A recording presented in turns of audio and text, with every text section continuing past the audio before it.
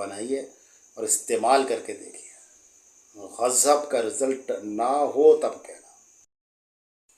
एक ऐसा तेल हो जिसके लगाने से आपके बाल काले हो जाए, जो बाल सफ़ेद हो चुके हैं उम्र से पहले वो काले हो जाएं, बाल आपके घने मुलायम हो जाएं, बालों का झड़ना रुक जाए।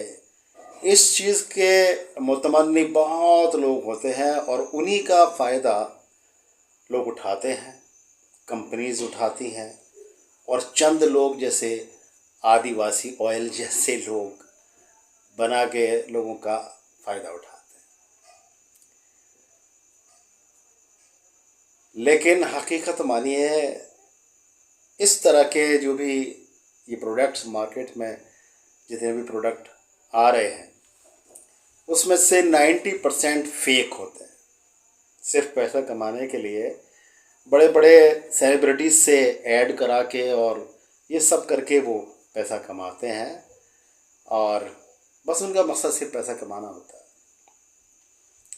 बाकी आज मैं आपको एक नुस्खा दे रहा हूँ जिसका तेल बनाकर आप इस्तेमाल करेंगे तो आप देखेंगे इंशाल्लाह कि आपके बाल जो वक्त से पहले सफ़ेद हो गए थे वो काले होने शुरू हो जाएंगे।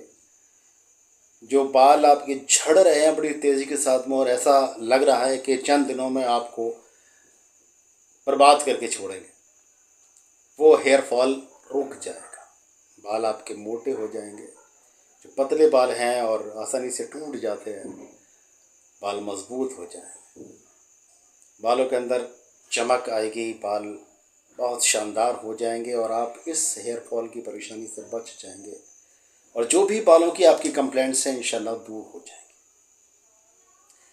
नुस्खा नोट कर लीजिए, बहुत ही शानदार और आसान नुस्खा है, लेकिन बनाने का तरीका उसका थोड़ा सा पेचीदा है।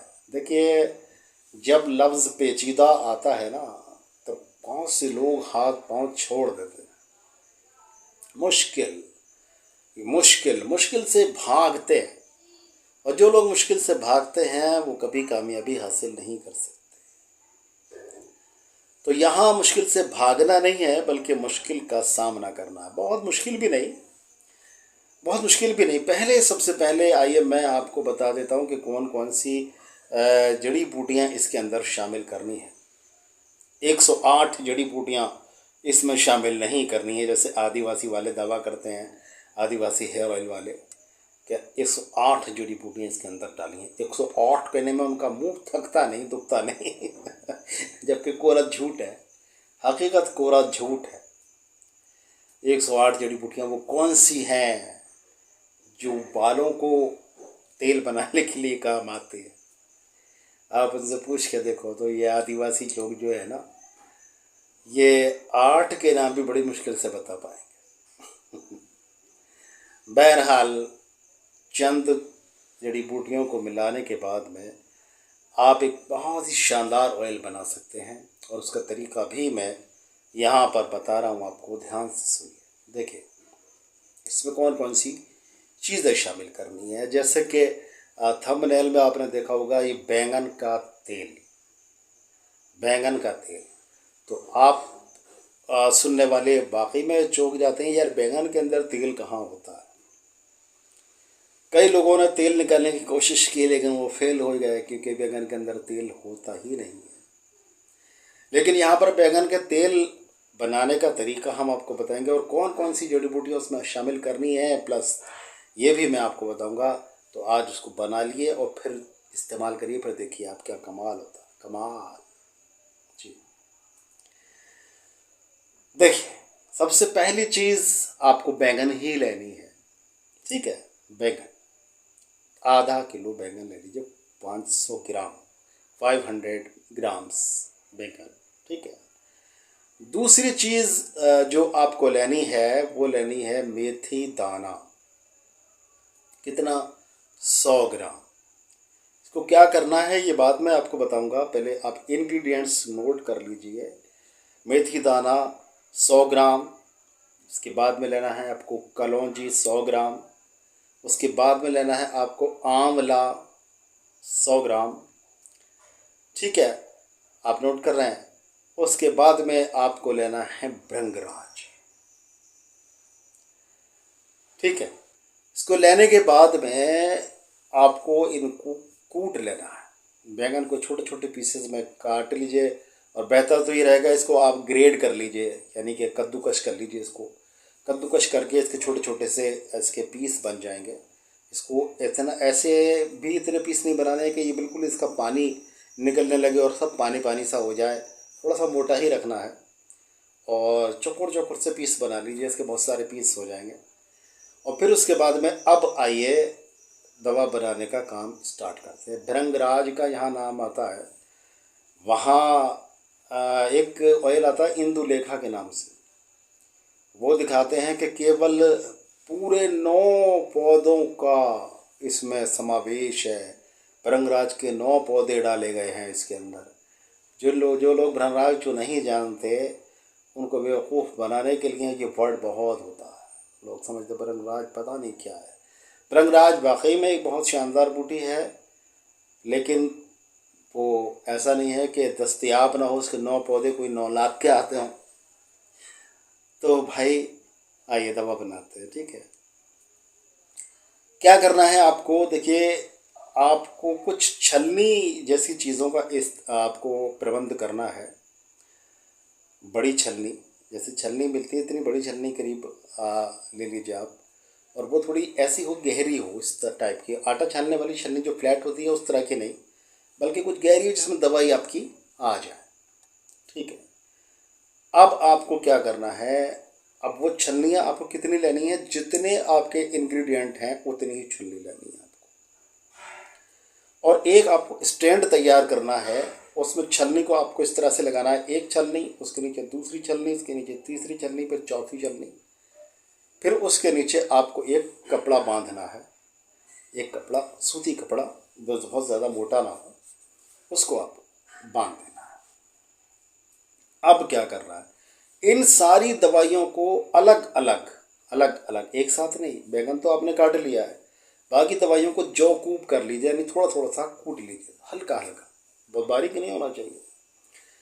अब क्या करना है सर जी, आपको सबसे ऊपर वाली जो छलनी है, अब छलनी ऐसी होनी चाहिए जिसमें गर्म तेल डाले तो वो पिघले ना, यानी कि मेटल की होनी चाहिए। अगर आप प्लास्टिक की छलनी ले लेंगे तो वो तो जैसे नृत्य की नाच रही है, जैसे कोई रक्कासा डांस कर रही है, इस तरह के हालात उसके हो जाएंगे। तो वो हमें यूज़ नहीं करना, बल्कि हमें यूज़ करना है मेटल की छलनी, जैसे स्टील वगैरह की छलनी आती हैं आजकल, उसको यूज़ कर सकते हैं। तो उसमें सबसे पहली छलनी में आप रख दीजिए आपके बैंगन महाराज जो आपने ग्रेड किया हुआ है।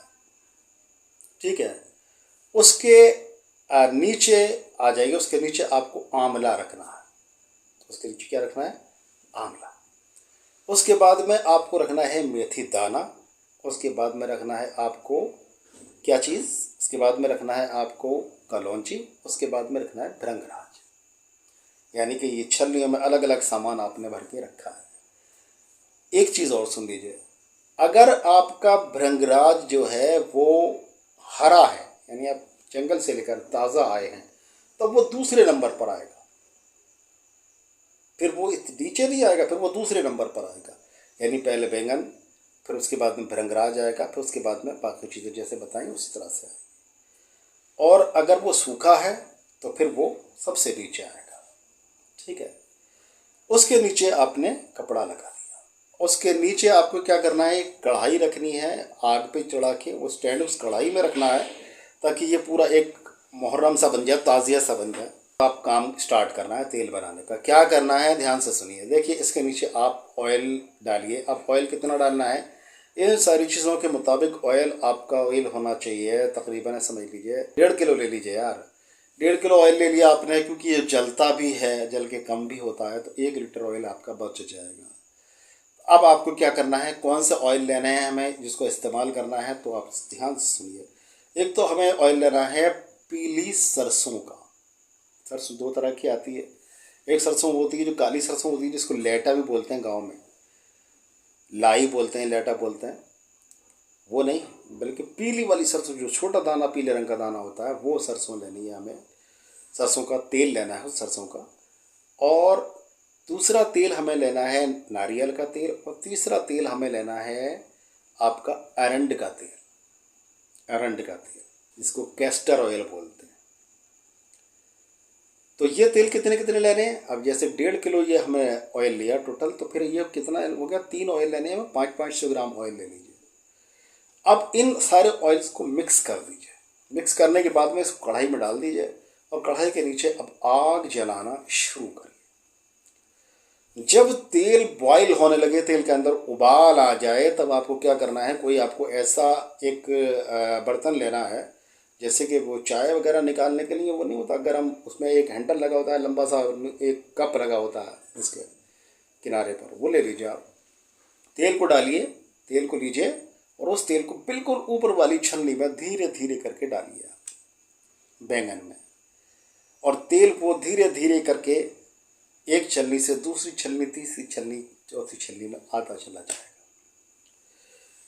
अब उस तेल को आपको उठाना है और उसमें डालते रहना है। यहाँ तेल गर्म हो रहा है, वहाँ तेल आप कंटिन्यू डालते रहिए, धीरे धीरे करके डालिए, इस तरह से डालिए, धीरे धीरे करके डालिए, लेकिन उस तेल को कंटिन्यू रखिए, बिल्कुल कंटिन्यू रखिए। ऐसा नहीं करें कि आप उसको डाल के आपने छोड़ दिया, नहीं, बल्कि कंटिन्यू रखिए। जब उबाल आ जाए तो फिर कंटिन्यू उसको आप डालते रहिए, और उसको इतना डालिए कि ऊपर वाला जो बैंगन है वो पूरी तरह से जल जाए।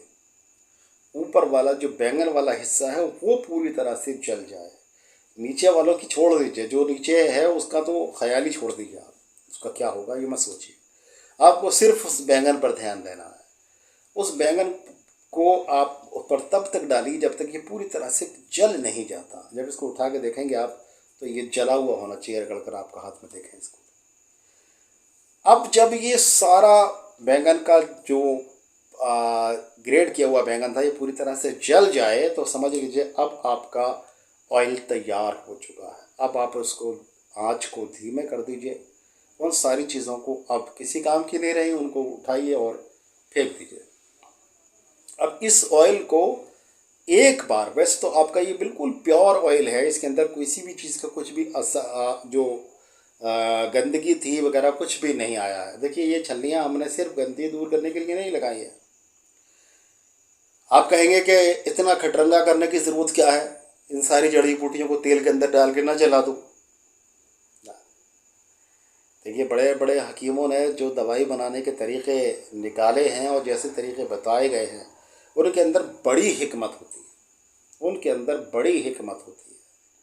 ये भी हमें ख्याल रखना है कि कौन से बर्तन में कौन सी छलनी किस नंबर पर आ रही है और हमें किस तरह से इन दवाओं को रखकर हमें तेल बनाना है। और जब ये तेल बन जाएगा तो इसको इस्तेमाल किस तरह से करना है। देखिए ये तेल लेना है, जैसे ऑयल इस्तेमाल करते हैं, हल्के हाथ से इसकी मसाज अपने सर पर करनी है। एक बार रात में कर लीजिए, एक बार दिन में कभी मौका मिले तब कर लीजिए, प्रॉब्लम सॉल्व। हाँ, एक चीज़ का ख्याल आपको रखना है कि आप जब तक इस साबुन का इस्तेमाल करते रहेंगे तब तक, और उसके बाद भी रहे तो बहुत अच्छा है। क्या करना है आपको किसी भी साबुन का, किसी भी शैम्पू का यूज़ नहीं करना है। ये गांठ बांध लीजिएगा। आप किसी भी साबुन का, किसी भी शैम्पू का यूज़ नहीं करना, चाहे वो कितनी भी अच्छे ब्रांड का क्यों ना हो, आपको उसका यूज़ नहीं करना है। आप कहेंगे सर किस चीज़ से धोए, तो आप सर रीठे से धोइए। रीठा आता है जिसको सोप नट कहा जाता है, यह मैं दिखा भी रहा हूँ रीठा क्या होता है।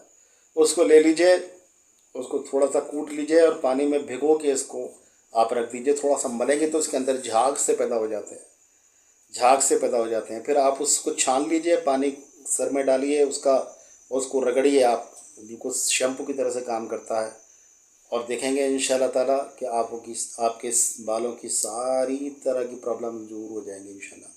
डैंड्रफ आता है, रूसी आती है, वो ठीक हो जाएगी। आपके बाल हेयर फॉल होता है, बाल झड़ते बहुत है, वो ठीक हो जाएगा। आपके बालों की ग्रोथ नहीं हो पाती है, लंबे नहीं हो पाते, वो ठीक हो जाएगा। इसके साथ साथ बाल अगर वक्त से पहले काले हो गए, सफ़ेद हो गए हैं, काले नहीं होते हैं, सफ़ेद हो गए हैं, तो वो भी काले हो जाएंगे और बालों की तमाम तरह की इंशाल्लाह परेशानी दूर हो जाएगी। इसको बनाइए और इस्तेमाल करके देखिए। गज़ब का रिज़ल्ट ना हो तब कहना, होगा तब कौन सा आप मुझे बताओगे। हाँ दुआओं में याद रखिएगा, ठीक है। और जो लोग इस तेल को बनाने के झंझट से बचना चाहते हैं वही तेल हमसे मंगाएं, बाकी लोग खुद बनाएं, बाकी लोग जो है ना वो खुद बनाएं, क्योंकि हमारे पास भी इतना वक्त नहीं होता है कि हम सबकी रिक्वायरमेंट को पूरा कर सकें, ठीक है। देखिए इंशाल्लाह फिर मिलेंगे किसी बीमारी का बहुत ही अच्छा सा इलाज लेकर। तब तक के लिए अपने भाई डॉक्टर अतर शेरवानी को इजाज़त दें। अस्सलाम वालेकुम।